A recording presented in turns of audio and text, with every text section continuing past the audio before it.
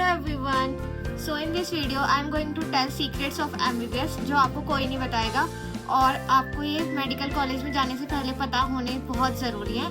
तो बिना time waste करते हुए वीडियो शुरू करते हैं। जिसने मुझे पहली बार देखा है, I am Pratiksha, I am in MBBS third year. तो शायद मैं आपकी सीनियर हो सकती हूँ या मैं शायद जूनियर भी हो सकती हूँ। सो सबको मेरा नमस्ते। तो वीडियो शुरू करते हैं। तो सबसे पहली चीज़, सबको ये क्यूरियोसिटी होती है कि क्या एमबीबीएस कॉलेज में रैगिंग होती है।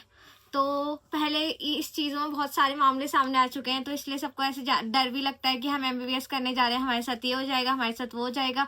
तो मैं आप सबके डाउट क्लियर कर देती हूँ कि आप किसी भी कॉलेज में कोई रैगिंग नहीं होती है। जनरल से सीनियर जूनियर इंटरेक्शन होता है और वो जो बहुत ज़्यादा कंपलसरी है, क्योंकि बिना इसके आप अपने सीनियर्स को नहीं जान सकते। और लास्ट में आपके सीनियर्स आपकी हेल्प कर देते हैं, आपको पेपर के टाइम पे बता देते हैं जो आपको डाउट होते हैं, आपके वाइवास के लिए आपकी हेल्प कर देते हैं, आपके प्रैक्टिकल्स के लिए आपकी हेल्प कर देते हैं। तो सीनियर्स के साथ बॉन्डिंग होना बहुत ज़रूरी है। तो आप भी इसे बहुत लाइटली लें। और अगर आपके साथ जनरल से इंटरेक्शन हो रहा है, आपका नाम पूछ रहे हैं आपके सीनियर्स, तो आप ये इंटरेक्शन कर सकते हैं। और अगर आपके साथ रैगिंग हो रही है तो आप इसकी शिकायत भी कर सकते हैं, क्योंकि रैगिंग एक क्राइम है, तो ये किसी के साथ नहीं होना चाहिए। ओके, अब आते हैं हम अपने नेक्स्ट क्वेश्चन में। तो हमारे नेक्स्ट क्वेश्चन ये है कि एमबीबीएस में जाते ही हमें बहुत सारा पढ़ना पड़ता है। तो ऐसा नहीं है, आप डेली थोड़ा थोड़ा पढ़े।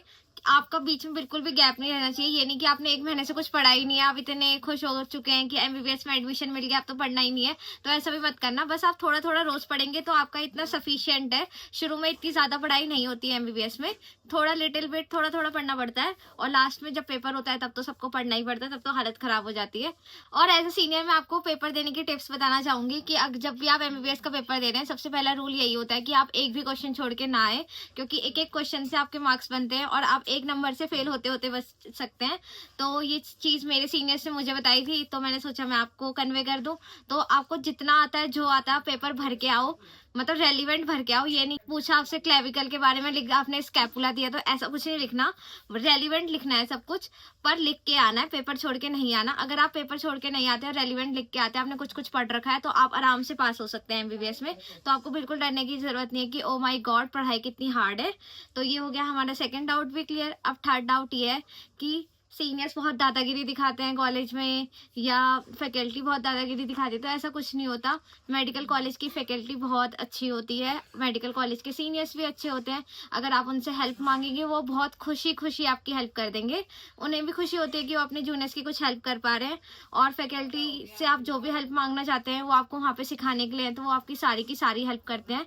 इन माई कॉलेज तो मेरी फैकल्टी बहुत अच्छी है। और अब आते हैं उत्तराखंड के कॉलेजेस में। क्या कॉलेज में ड्रेस कोड होती है? हाँ, हमारे कॉलेज में ड्रेस कोड है। हमारे जो जूनियर्स आते हैं उनको थोड़ी थोड़ी चीज़ें, उन्हें सूट पहनना पड़ता है जब तक उनकी ड्रेस नहीं बनती, क्योंकि ये कुछ ऐसे रूल्स हैं हमारे कॉलेज के। तो हमने भी करे थे, जब मैं फर्स्ट ईयर में गई थी तो हम भी सूट पहन के जाते थे, प्रॉपर चोटी बना के जाते थे। तो ये कुछ ज़्यादा ऐसा नहीं है कि बहुत ज़्यादा रैगिंग हो रही है, ये हो रही है, वो हो रही है, ऐसा कुछ नहीं है। ये एक जनरल सा है कि हमें तमीज़ में रहना सिखाया जाता है कि हमारे पेशेंट आ रहे हैं तो हमें कैसे उनसे बात करनी है, कैसे उनके साथ तमीज़ से रहना है। और ये चीज़ें बहुत कंपलसरी है, क्योंकि जब हम अपने घर से आए होते हैं, हमें हॉस्पिटल का एनवायरनमेंट बिल्कुल नहीं पता होता, हमें उसके हिसाब से ढलना होता है। तो उस चीज़ में ढलने के लिए हमें रूल्स एंड रेगुलेशंस पता होने ज़्यादा ज़रूरी है। तो ऐसा मुझे लगता है। पहले साल मुझे भी बहुत दिक्कत हुई थी, क्यों ऐसा क्यों वैसा क्यों, पर सेकेंड ईयर थर्ड ईयर में आते आते अब मुझे समझ में आ रहा है कि ये चीज़ें बहुत ज़्यादा ज़रूरी थी जो हमारे साथ फर्स्ट ईयर में हुई है।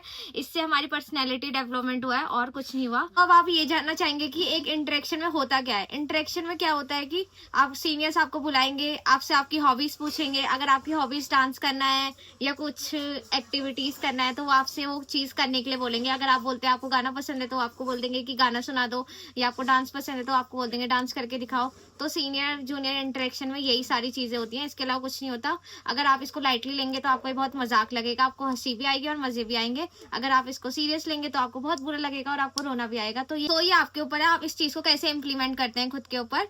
So it's your choice. और लास्ट में मैं आपको ये बताऊंगी कि आप ये लाइन जरूर फॉलो करें, कम अननोन एंड गो अननोन। आप एमबीबीएस कॉलेज में आके इधर उधर ना ध्यान लगा के सिर्फ अपनी पढ़ाई पे ध्यान दो और अपना नीट पीजी निकालने की और ध्यान दो, क्योंकि एमबीबीएस में सबको टॉप कॉलेज नहीं मिलता, मुझे भी टॉप कॉलेज नहीं मिला है। मेरे को भी ऐसे, मेरा कॉलेज एक न्यू कॉलेज था जिसमें अभी मेरा बैच तीसरा बैच है।